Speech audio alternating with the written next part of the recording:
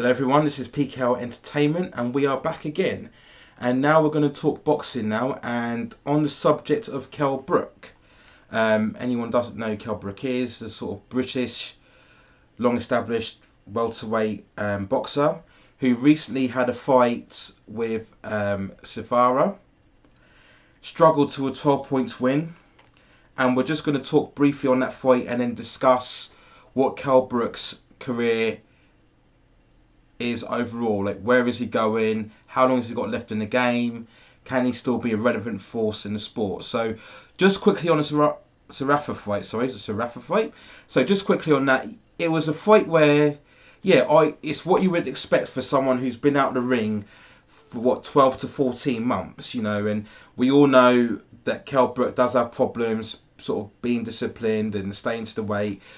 It's a big struggle for him over the last couple of years to stay at 147. We know that he's gone up now to 153 for his last couple of fights, the middleweight division or light middleweight division. And you can't kind of be out the ring for 12, 13, 14 months, and if you struggle to maintain the weight or maintain your fitness, and then just come back and then everything's back to normal and you can just be in your prime condition. Okay, you have to remember, this is a fighter who's come off the I would say, more psychologically damaging defeats to both Golovkin and Spence. We'll talk about that in a minute. But those were defeats that psychologically, put Brook in a bad place, and he's had a lot of time out. He had a couple of fights coming back, and but he's kind of been in and out. There's no consistency. You generally want to be fighting, I think at least 3 times a year. But I know the state of boxers, you'll be lucky to see him twice a year. But in a nutshell, to be out of the ring for so long and come back, you're going to struggle. And Zefara, he made a much better effort than what people thought. Brook was generally connecting more and having a more cleaner work, but there were a couple of rounds when Zefara was having his time, having his moments. He was catching Brook. I think it was the 9th or 10th round. He caught Brook with a couple of good right hooks and had him close to the ropes. And again in the 12th round later on, Brook was struggling to hold on. So after Brook gets the points decision, you can clearly see from his reaction that he wasn't very happy. What they wanted to do, what they were hoping for, was that he would come back, look really good, maybe get a couple of rounds in, knock him out in about 5-6 rounds, and then they can then use that to generate the hype again in front of his Sheffield crowd. Okay, that was the intended purpose, I believe, but it didn't work out like that. So I think he was more disappointed by that outcome, because he knows he's at the late stages of his career now. He really needs to start trying to get these big money fights. I mean, I think that's the whole legacy of career. He's just been the guy who's always been chasing the big money pay-per-view fights and just hasn't managed to get them or get enough of them. Okay, so that's in a short the Zefara fight. 12 rounds, unanimous decision. Yes, Brook deserved to win, but it wasn't it wasn't the performance he wanted. And even though his trainer said, that might have done him more good, which I think was a fair point. It's never beneficial if a fighter comes in, decks the guy in 1 round. What does he learn? Nothing. He learned absolutely nothing. But so at least going to full 12, Brook knows what areas he's got to work on, how can he be sharper, and how can he end the fight sooner. So it's telling him where he's at, which is what you want as a boxer. You don't want to be led into a false sense of security. Okay, so that's really the discussion point here. Where's his career at now? They're stating he can still go back to 147 despite him struggling. Brook's confident he can still have fights at 147. Hearn obviously wants him to go to 153 and see who can compete with them. But the problem you have is that Brook is not a big selling fighter, you see. I did a video before about Dubois and Joyce not being on pay-per-view, and I talked about, again, the main aspects of what you need to be a pay-per-view fighter, which is the big fan base, the sort of having that personality, that charismatic character about you, having a backstory or certain grudge matches with certain fighters. There's all that makeup in the past. You need to sell himself as a pay-per-view fighter, and Brook doesn't really have that. He's a good, sound, technical boxer. He's always been considered big for his welterweight.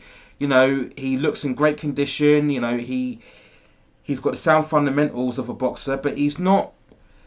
How can I say this? He's not someone who gets you off your seat. Now, again, I'm looking at a mainstream perception. He's not a dynamic, truly exciting, epic fighter, right? That can convince people of the mainstream to pay a pay-per-view, right?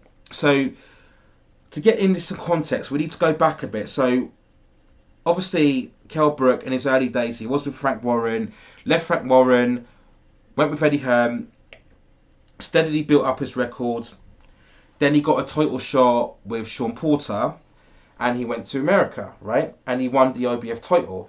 Close match, very scrappy at times. You're going to get that with Porter, who's that brawling, charge forward, very aggressive approach. You're going to get a scrappy match, but Brook overall just had the cleaner work. Okay, there was a lot of holding and clinching, but the cleaner, more eye-catching punches came from Brook, and Brook was able to get the IBF title. Okay, so anytime a British fighter wins abroad, that should automatically elevate their status, right?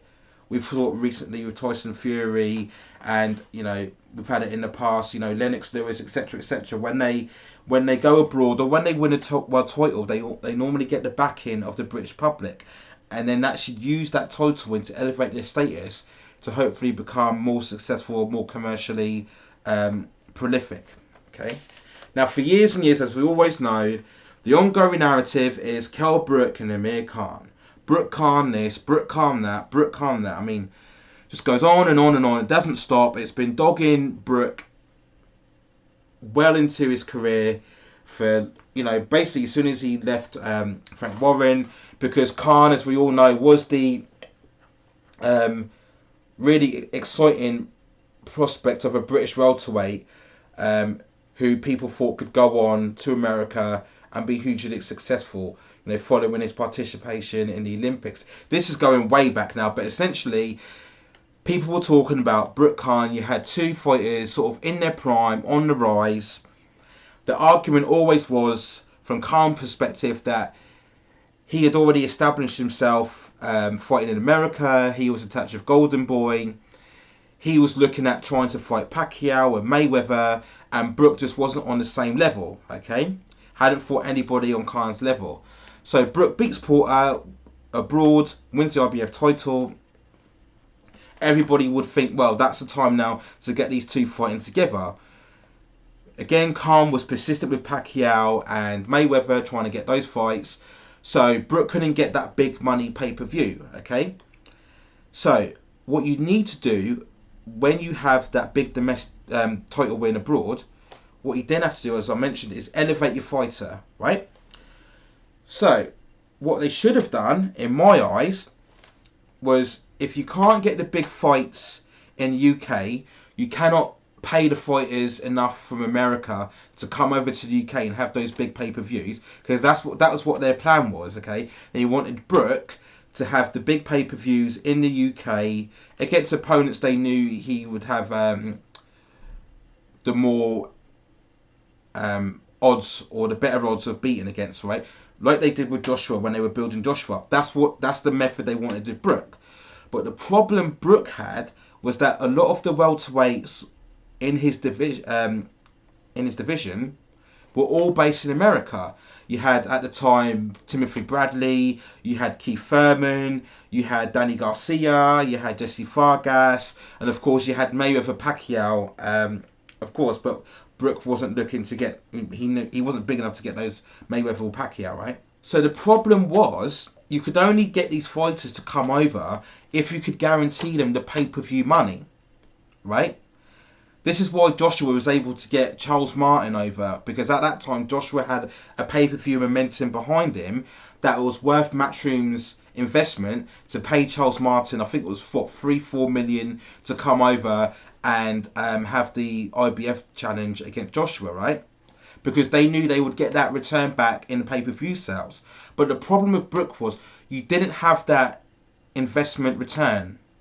Okay, he wasn't a pay-per-view fighter, so you couldn't pay, let's say, Keith Thurman, but we're going to pay you 2 million plus a cut of the pay-per-view, because they weren't guaranteed to have a high enough pay-per-view total where they could cover their costs, pay Keith Thurman loads of money, pay Brook loads of money, and get him to come over and fight in the UK. So their dilemma was, to get these big fights, they would have to come to America, okay, where they would obviously have less crowd support and have supposedly the judges not in their favour. And not only that, fighters like Thurman, Bradley, Vargas, they were all difficult fights for Brook. Brook wasn't a fighter who was knocking these guys out, aka like Wilder. You know, he wasn't a destroyer. He wasn't just annihilating guys. Any of these fights that he would take on against these welterweights were going to be real sort of 50-50, maybe slightly against Brook, right? So less chance of winning on the one hand, and then on the other hand, Brook wouldn't get paid as much, okay? Because they would always pay more of the American fighter if they were going to go on US pay-per-view. And of course, if it was on US pay-per-view, you wouldn't, Matchroom Sky would get less of the TV money, right? So that was the dilemma they had. Now the problem you had here was that Eddie Hearn kept propping up Kell Brook. He's the #1 welterweight in the world. He's the best ever. I think he's the best welterweight ever, right? Well, you've got to prove that, right? You've got to prove that. How can you be #1 welterweight in the world when you don't fight Vargas, you don't fight Garcia, you haven't fought Pacquiao, you haven't fought Bradley, you haven't fought Thurman? You know, those are like 5-6 names, all big names within the welterweights. Brook hasn't fought any of them, yet he's the #1 welterweight in the world. Right? Fans just couldn't, they just wouldn't buy that kind of hype. Right? Brook hadn't proven himself to be in the case where you could call himself the dominant star of the division, the main kingpin or the linchpin of the division. There were so many big names in the welterweight at the time, which there are still now. But, Brook just couldn't justify himself as the leading fighter in that division. Right? So they couldn't get the big fights in the US, right? They couldn't get the Khan fight, right? So what damaged the Brook brand, if you like, or the perception even more? He started fighting people like Frankie Gavin and Kevin Bizier, right? So people were looking at those kind of fighters. They were lower ranked, not really well known, not really considered to be top of the range or elite welterweights. You're fighting these guys, but you're still considering yourself to be #1 welterweight in the world. People weren't convinced by it. And for all this time, every interview, every press conference, you're name dropping Khan, and this is when Khan is still in his sort of almost obsessant phase of trying to chase Mayweather, right? So Brook couldn't get the big fights, yeah, and he was fighting on lesser opponents and still trying to propel himself as this marquee name in boxing, okay? So he couldn't get the big names. I know he was trying to get, he did try to get Jesse Vargas at some point, and I think he also tried to get Brandon Rios at some point to fight as well. And they were announcing these pay-per-views, and for some reason they would fall through. I mean, you can take that as you want, people injured or whatever, Cynical couldn't just say they just couldn't get the sales and that's why they cancelled them, but can't be proven. But in a nutshell, Brook couldn't get the big fights that he wanted to. Okay, so he carries on being welterweight, fighting these lesser ranked opponents, and then we come to the Golovkin fight. Now, as we all know, this wasn't originally planned to be Brook. It was originally planned to be Chris Eubank Jr., who had a mini fight deal with Matchroom. Eubank Sr. and Jr. were calling out Golovkin. The fight was sort of pre-arranged. Everybody was getting all excited about Eubank and Jr. Then they pull out, or the fight doesn't happen. It was a blame game for whatever. The Eubank Golovkin fight doesn't happen. Golovkin and Tom Knopfler's promoter were looking for an interim fight in between before they went in with Canelo, and it kind of Hearn offered it to Brook. Okay, now whatever way you look at it, for me this was an exploitation of the desperation that Brook was to get the big fight. He should have never ever, I don't care what anybody says, never ever taken that Golovkin fight. You can talk all day long about, taking a chance and being a massive underdog and daring to be great. That was the cliche, daring to be great. You're jumping up 2 divisions, yeah, to not just a standard middleweight. This is the middleweight. Practically everybody in his own division was ducking. This was Golovkin. He was struggling to get big fights himself because nobody wanted to fight him within his own division. Yet you're dragging up Brook 2 weights divisions to fight Golovkin, right? Just didn't make any sense. It was only going to go one way. I don't care what anybody says. Golovkin was going to destroy Brook. Now, to be fair, in the fight, Brook handles himself very well. He had that great moment, I think, in the second round when he threw that great uppercut and he was using good combinations. As we know, Golovkin doesn't have the best head movement. So Brook was having a good amount of success. But because, again, as a welterweight, even though he's a big welterweight, the punches, the power wasn't carrying through. So, Golovkin said in his interview, I was getting hit, but I was just standing like this, wasn't affecting me. And as the fight went on, Golovkin just went up a couple of gears, was really hunting down Brook, pressuring him, mowing him down. And then the Dominic Hingle, Brook's trainer at the time, threw in the towel. Brook didn't get knocked down, but he wasn't going to go for much longer. And as we know, I think it was in the first round actually. The first minute of the first round was when Brook got the infamous sort of eye socket injury, and you could see later on in the fight he was pouring at it. Okay, but okay, he got credit for having the balls to stand up to Golovkin, but at the end of the day, it was a loss, and the only real benefit was that he kept his welterweight belt. So in general, not really too much damaging. Well, so we thought at the time. So then what happened next, after recovering from that, he then had to fight Spence, right? Who at the time was the next big thing, the next big hope, yeah? And I think Hearn knew that kind of Brook was still affected by what happened to Golovkin. We know that in the past he went to holiday and he got sort of knifed in his knee and he had time out from that as well. But I think Hearn knew the game was up at 147 basically for Brook. That's why he wanted him to go up to 153, because he thought it'd be easier for him to maintain the weight and he can take on newcomers on there, right? But Spence was his mandatory, and I think Brook thought, he wanted to keep the belt, because especially the belt was what kept Brook relevant, having that welterweight championship. Gets there with Spence, and I thought Brook acquitted him quite well. I actually, prior to it being stopped, I actually had Brook 1 point, maybe 2 points ahead. It was a very close fight. Again, I thought Brook was doing the cleaner work. Spence was doing a lot of leaning forward, a lot of sort of barging, body punches, was whittling Brook down, but Brook was withstanding it. And was it the 10th round? I think it was the 10th round. I had Brook up by a point, but then people can say, whether was it flashbacks or his demons coming back to haunt him, but he said he had the eye socket injury sort of come back again, and Brook sort of kneeled down and they stopped the fight. Now, look at me, whatever you want, but it was a quit. It was a quit. Basically, he quit there, and he pointed to the other eye socket. So he had both eye sockets damaged from both the fights, and he had a long time out of the game. And people were wondering, well, what's Brook going to do? Where is he? We haven't seen him. When's he going to come back? We all thought this surely now killed any interest in the Khan fight, especially when Khan himself was getting battered from pillar to post by Danny Garcia and Canelo. So the Brook Khan fight, really, any high level interest was surely done.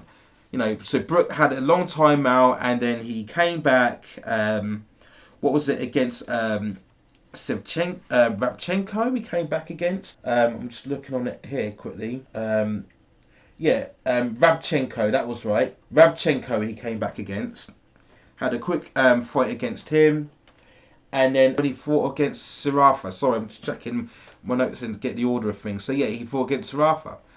So he's had such a long time out, Brook, and you just wonder where can he go. I mean, what big fights can he have in the UK pay-per-view at 153? What really can he have? I mean, people are talking about Liam Smith. Is that a pay-per-view? Um, I know he was calling out the Charlo brothers.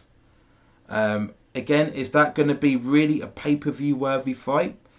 There's this talk about him, Crawford not calling out Brook after what happened with Khan. You know, Khan basically quitting after the low blows. It was a low blow against Crawford. But again, even that, is that really a pay-per-view? Because, you know, there's all this inquest about Crawford and how is he a big pay-per-view star himself? Okay, so there's not really a lot for it, and I'm talking about a pay-per-view because that's what they're looking for. That's clearly what they're looking for.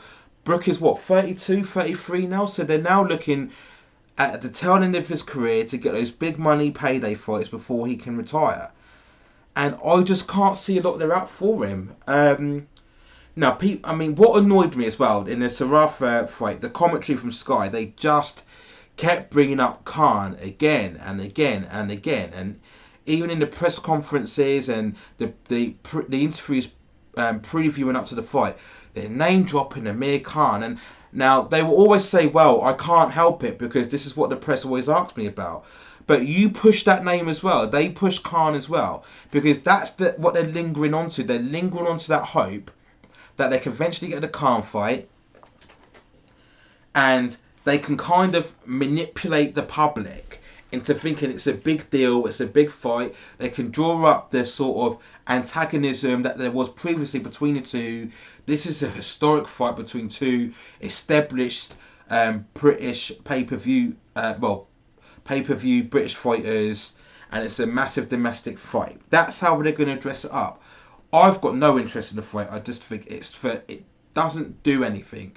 It's not as if whoever wins is going to be the mandatory challenger for any of the 147 titles, right? Spencer's out the game for the foreseeable future.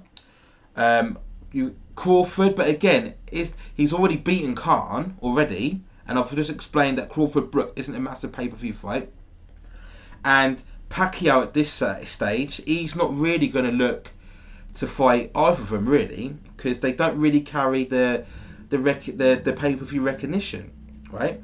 Then you got at 153. Even if Brook beats Khan, which I do have in the favour in that fight, it's not going to propel him to become this massive name, prominent fighter in the 153 division, is it? There is nothing on the line for that fight. There's no world title. There's just nothing. So, you know, you want to have it a big domestic fight that people are interested in, fine. But from a pay-per-view, I mean, who cares? It's done. They should have fought each other when Brook won the IBF title and Khan was still prominent in America. I think he was latching onto that WBC mandatory. He had that for an eternity, and that's when he was chasing Floyd Mayweather, because he thought, if I just keep my mandatory spot for WBC, I'll eventually get in a Mayweather fight, when we all know Mayweather was just sort of fobbing him off all the time. That's when the fight should have happened, and that would have been a massive fight. And because they're both very closely matched, equally matched, you've got the more hand speed and quickness of Khan, you've got the more steady durability of Brook, the more punching power I do think is with Brook. But that was a good, 50-50 fight. And again, that's a classic example of you could have a potential trilogy out of that fight, right? Because they're that closely matched.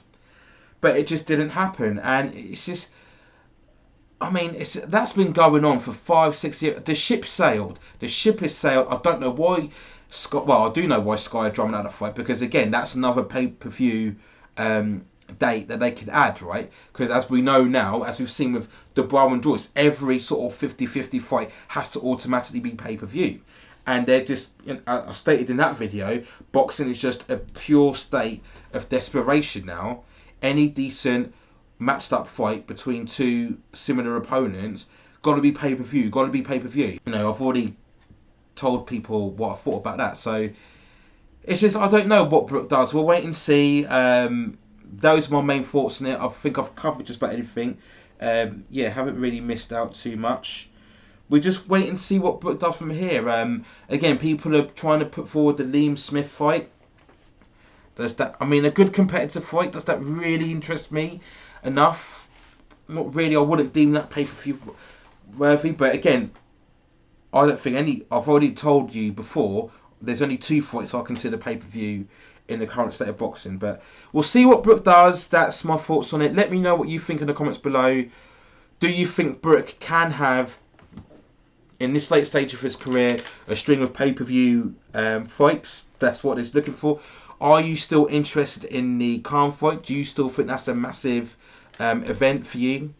How many pay per view fights do you think it will do now in its current state? Going forward, is Khan going to really be interested in that? You know, if he knows, there were some rumours Eddie Hearn was offering Khan anything for 5 to 8 million, plus a certain percentage of the pay-per-views to fight Brook. I mean, I can't believe that. I mean, if you're offering that to Khan, then what the hell are you offering Brook? Do you know what I mean? You're primarily doing this to get Brook that big fight, but you're offering Khan a bigger slice of the pie. Anyway, I don't know, but yeah. Is Khan going to be interested when he can go to Saudi Arabia, which was absolutely ridiculous, fight Danny Glib, was it Danny Glib or whatever his name was, and pick up 6-7 million? You know, that was absolutely ridiculous. I mean, fair play to Khan for managing to swing that, but absolutely ridiculous. But anyway, let me know in your comments below. We'll see what happens in the future for Kell Brook, and future fights going forward.